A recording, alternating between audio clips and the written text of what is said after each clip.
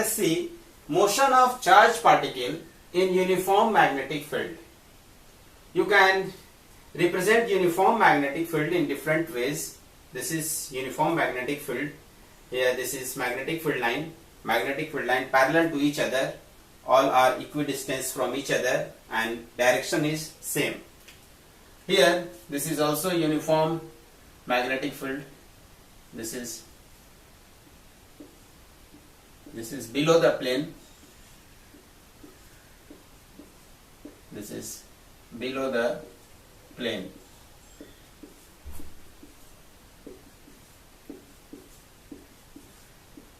This is below the plane. Uniform magnetic field. This is below the plane, and this is above the plane. Uniform magnetic field. This is uniform magnetic field above the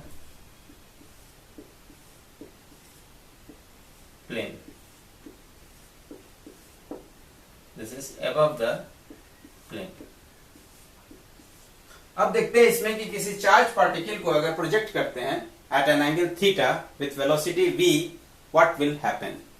If field is uniform, magnetic field uniform है और किसी charge particle को हम project करते हैं तो क्या होता है? तो we know as per Lorentz equation, तो Lorentz equation के अकॉर्डिंग, Lorentz फोर्स के अकॉर्डिंग हमने देखा था कि F net is equal to FB plus FE. That means equal to here Q V cross B. This is vector quantity. तो हम चलिए वेक्टर दे देते हैं Q V cross B plus this is Q E electric field. Or you can write here this is Q V B sin theta plus QE. That means you can say if a particle is projected at an angle theta and theta is 0 degree or 180 degree, theta 0 degree or 180 degree, and initial velocity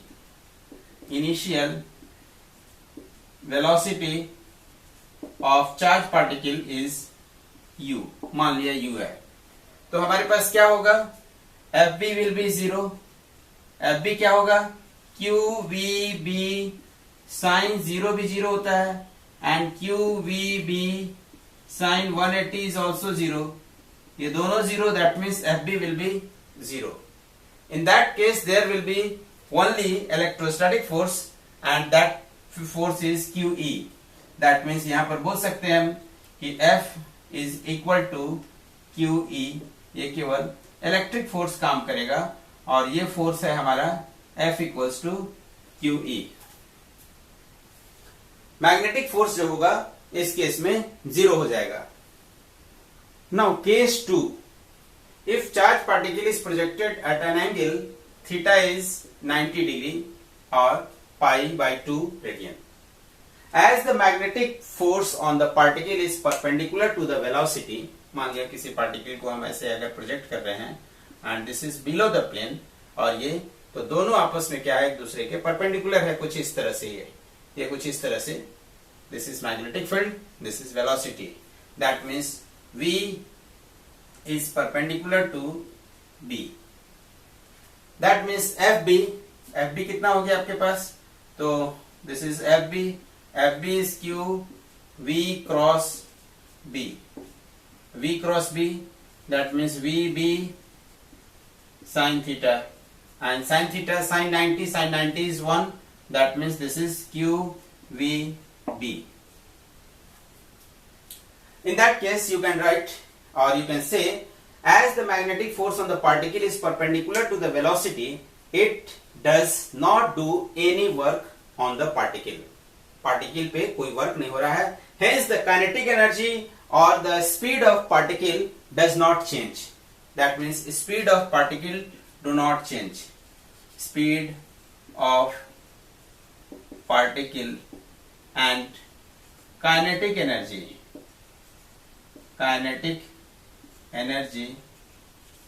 do not change, do not change, ये आपका change नहीं हो रहा है. So here in this figure the force F equals to QVB is in the direction perpendicular to V and B. जो FB हो गया, this is FB. FB is perpendicular to both. दोनों के परपेंडिकुलर होगा. किसके किसके? V and B. ये दोनों के परपेंडिकुलर होगा. Because cross product is always perpendicular to the given vector. A cross B is perpendicular to A and B both. तो FB यहाँ पे होगा, this is perpendicular to V and B. The magnetic force provides the centripetal force. यहाँ पे जो magnetic force होगा, that will provide the centripetal force, and that centripetal force is equal to mv square by r. This is centripetal force. Centripetal force. And this is equal to mv square by r. That means you can write Fb is equal to centripetal force mv square by r. Fb is here QVB. That means this is mv square by this is r. You can write. R is the radius of the circle. जैसे किसी charge particle को आप project करते हैं किसी uniform magnetic field में, it will rotate और ये एक सर्कुलर मोशन में मूव करने लगेगा. दिस इज F, ये हो गया V. तो देखिए सब आपस में क्या है? परपेंडिकुलर हो गया. This is magnetic field. तो ये कुछ इस तरह से होगा, ये सारे के सारे आपस में परपेंडिकुलर होंगे. तो आप कुछ इस तरह से इसको रिप्रेजेंट कर सकते हैं. This is below the plane, this is your velocity and this is force. तो देखिए ये सब आपस में परपेंडिकुलर है. कुछ इस तरह से डायग्राम बनेगा. That means you can write here in this figure R. R हम इससे निकाल सकते हैं. And here R is equal to, तो यहां से V कैंसिल कर दिए. So R is equal to mv by QB. This is the radius of this circle. इस जो सर्कल है, ये जो सर्कल होगा, सर्कुलर पाथ होगा, इसको हम radius of circle is here mv by QB. That means you can say time taken to complete one oscillation is equal to distance by velocity. तो time निकाल सकते हैं हम लोग. Now time taken to complete the circle, time taken to complete circle is equal to time period. This is time period, and this time period is equal to t, and total this perimeter is equals to 2 pi r and divided by velocity. तो velocity हम लोग उस formula से निकाल सकते हैं जो आपके पास आया था. QVB is equals to mv square by r. v एक कैंसिल v, तो v equals to हम लोग यहाँ पे लिख सकते हैं. This is here QBR divided by your m. तो ये हम लोग फॉर्मूला लिख सकते हैं. That means this is equal to QBR. This is m को हम नीचे भेज दिए तो ये वेलोसिटी आ गया. तो this is 2 pi r divided by v. तो v अब नीचे है, ये आपके पास मल्टीप्लाई करने पे उल्टा हो गया. This is QBR. r cancel. That means this is 2 pi m divided by QB. This is the formula for time period, and time period is time taken to complete one circle, and the reciprocal of this time period is frequency. तो यहाँ पर हम frequency लिखेंगे. Frequency, and this particular frequency is also known as cyclotron. ये जो behavior होगा, ये जो path होगा, इसको cyclotron कहते हैं इस process को. And this frequency is called cyclotron frequency. तो इसको हम cyclotron frequency बोल सकते हैं. cyclotron frequency. तो cyclotron frequency is equal to here reciprocal of this 1 by t. That means F, and F is equals to QB. divided by 2 pi m. Q is charge, B is magnetic field, pi numerical value आप लिख सकते हैं उसका, m जहां पर मास है. In 1932, Lorentz developed a machine named cyclotron for the acceleration of charged particles such as proton or deuteron. These particles or ions are caused to move in circular orbits due to magnetic field, and it is accelerated by electric field. It is the simplest structure. In this simplest form, it consists of two flat semicircular metal boxes. This is your metal boxes, semicircular metal boxes के अंदर में उसको हम लोग रखते हैं और वो कुछ इस तरह का एज बना होता है ताकि वो मूव कर सके. Called Ds because of their shape. And alternating potential with frequency of the order megacycle per second approx. It is applied between the Ds. The Ds are placed between the pole of a strong electromagnet which provides a magnetic field perpendicular to the plane of Ds. तो ये आपके पास Ds है. This is the structure of Ds.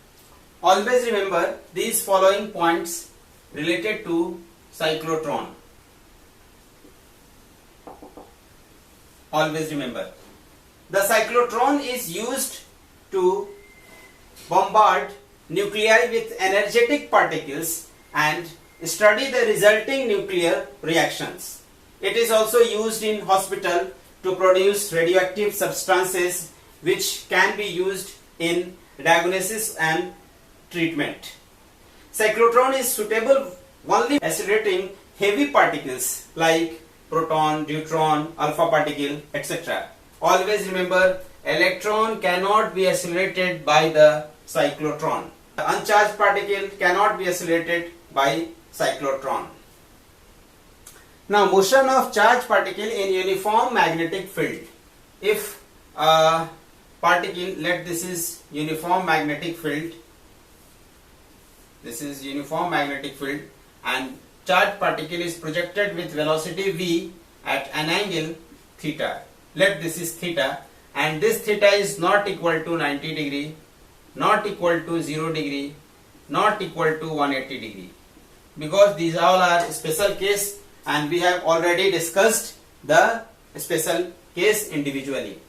Now, this velocity has two component. इस velocity का दो component होगा. Vx is here v cos theta, and here in y direction this is vy is v sin theta. In y direction this is perpendicular, and in this direction this is theta is, ये b हो गया आपके पास. तो B और ये जो दोनों है वो 0 डिग्री एंगल बना रहा है.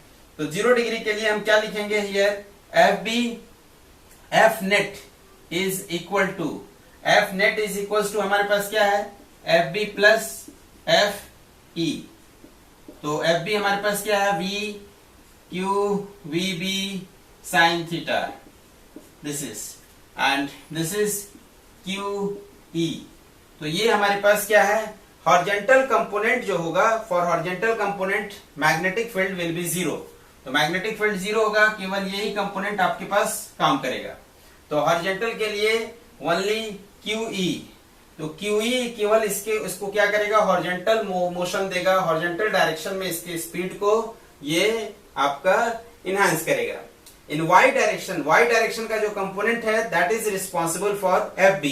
तो हमारे पास दो तरह का फोर्स हो गया यहाँ पर, एक हो गया FB और एक है FE.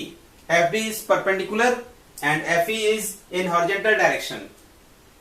तो हम यहां पर लिख सकते हैं कि V sin theta is responsible for circular motion. This is responsible for circular motion. ये circular motion के लिए responsible हो गया.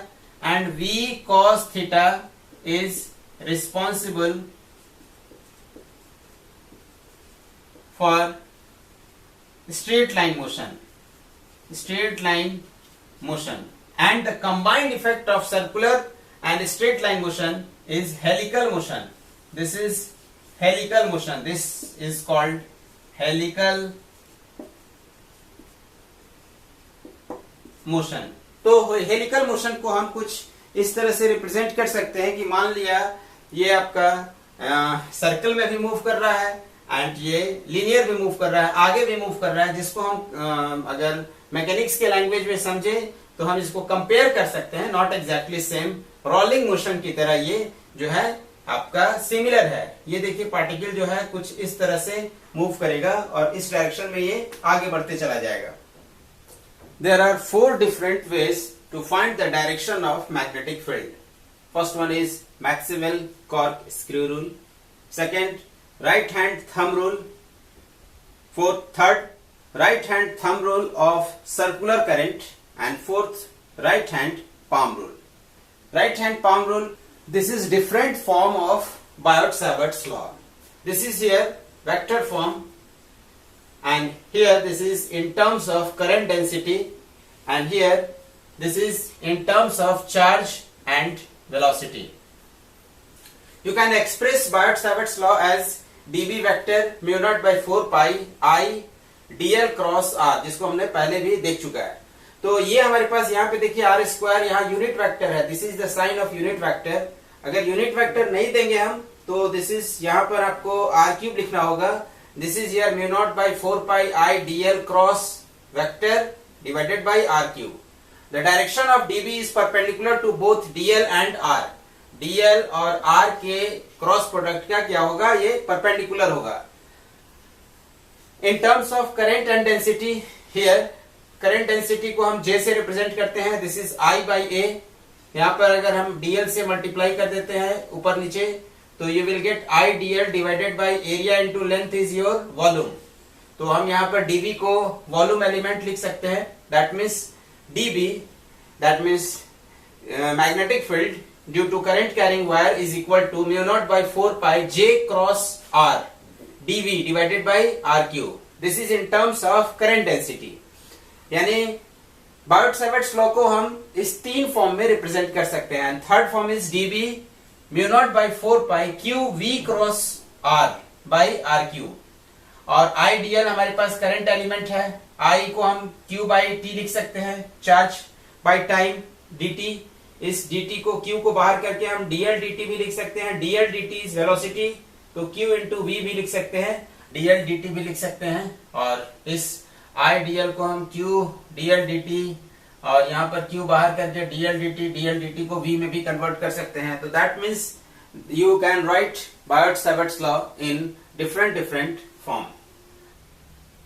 Here question is, a charge of 2 microcoulomb moves at a speed of 2.0 into 10 to the power 6 meter per second along the positive x-axis.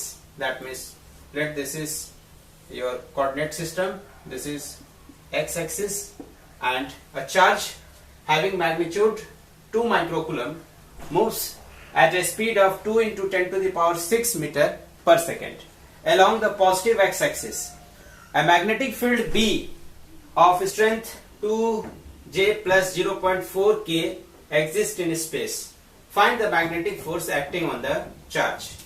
So here B is, you can write 0I plus 0.40 K। तो पहले J को लिख लेते हैं, J को लिखेंगे, this is 2.0 J, this is I and this is 0.40, this is K. This is magnetic field, and the force on the charge, the force on the charge is equal to Q V cross B। इन दोनों का ये क्या होगा, cross product होगा। And here particle is moving in x direction having velocity 2 into 10 to the power 6. That means velocity v is equal to, you can write 2 into 10 to the power 6 I plus 0j plus 0k. Here you have to do the cross product, and cross product this, that is 2.0 j plus 0.40 k। ये हो गया आपके पास ये value. तो F B आपके पास ये आ गया। Cross product निकालने का तरीका हम लोग जान रहे हैं कि क्रॉस प्रोडक्ट निकालना होगा तो इसको हम ऐसे लिख सकते हैं, पहले स्टैंडर्ड फॉर्म में, this is 2 into 10 to the power minus 6। अब इसको लिखेंगे 2 into 10 to the power your 6i plus 0j plus 0k। इस वैल्यू को लिखेंगे इनटू क्रॉस प्रोडक्ट, इसको हम लोग लिखेंगे cross product with this one, इसको लिखेंगे this is 0i plus 2.0j plus 0.4, this is 0.40k और यूनिट वेक्टर का साइन, और इसके साथ इसका हम क्रॉस प्रोडक्ट पहले निकाल लेंगे। और क्रॉस प्रोडक्ट हम लोग वेक्टर वाले एक्सरसाइज में हम लोग देख चुके हैं कि क्रॉस प्रोडक्ट कैसे निकालते हैं, और इसका क्रॉस प्रोडक्ट के साथ इसको सॉल्व करेंगे, you will get your answer. Finally आपके पास आंसर, ये कैलकुलेशन है, कैलकुलेशन आप कर लीजिएगा। तो ये कैलकुलेशन आपके पास आएगा 0.8k plus sorry minus this is 1.6j Newton. मैं डायरेक्ट आंसर लिख दिया हूं, आप इसका क्रॉस प्रोडक्ट करेंगे